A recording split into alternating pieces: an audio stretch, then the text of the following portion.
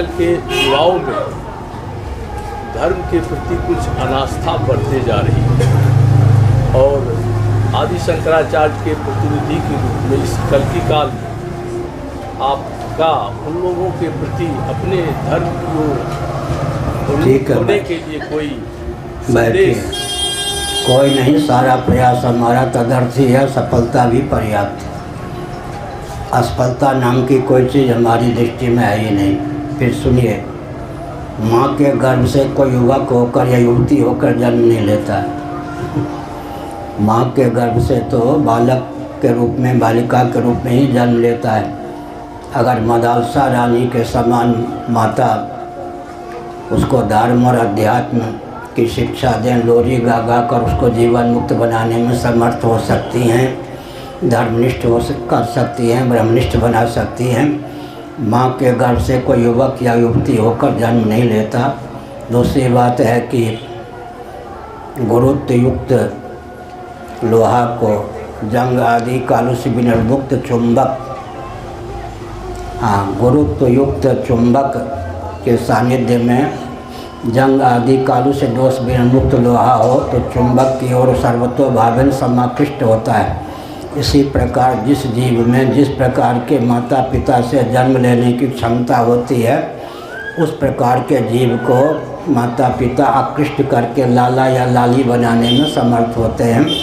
इसका अर्थ ही है कि कर्म के फल के रूप में ही पुनर्जन्म की प्राप्ति है। पूर्व जन्म को स्वीकार नहीं करेंगे तो क्या होगा?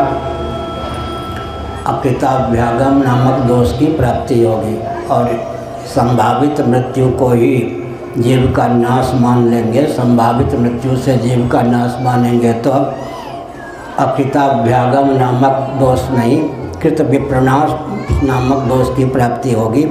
जीवन में शुभाशुभ कर्म जो किया वो फल दिए बिना नष्ट हो जाएंगे। अकृताभ्यागम कृत विप्रनाश नामक दोषद्वय के निवारण के लिए पूर्वजन्म पुनर्जन्म में स्थान्वित होना आवश्यक है।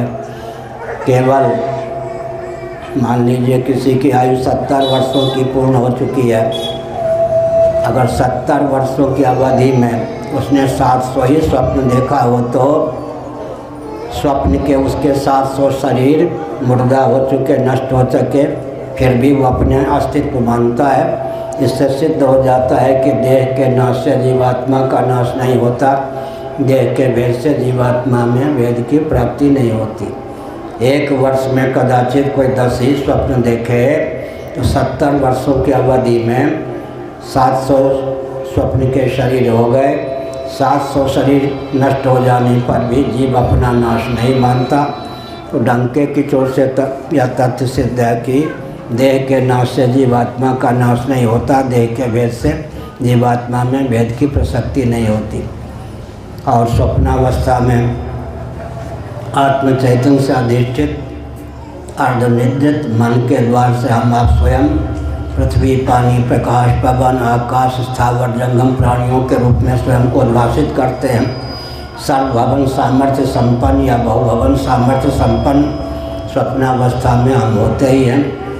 तो इसका अर्थ क्या हुआ? स्वप्नावस्था में जितने स्थावर या जंगम प्राणी परिलक्षित होते हैं, मनोविलास है, मन हमारा करण स्वप्नावस्था में होता है। तो संकेत किया गया कि पूर्वजन्म पुनर्जन्म डंके की चोट से सिद्ध है। जो पूर्वजन्म पुनर्जन्म नहीं मानते उनका दर्शन तो आधुनिक वैज्ञानिकों की दृष्टि में भी दर्शन कहने योग्य नहीं है। उनकी मान्यता पर तो आधुनिक विज्ञान ने भी पानी फेर दिया है।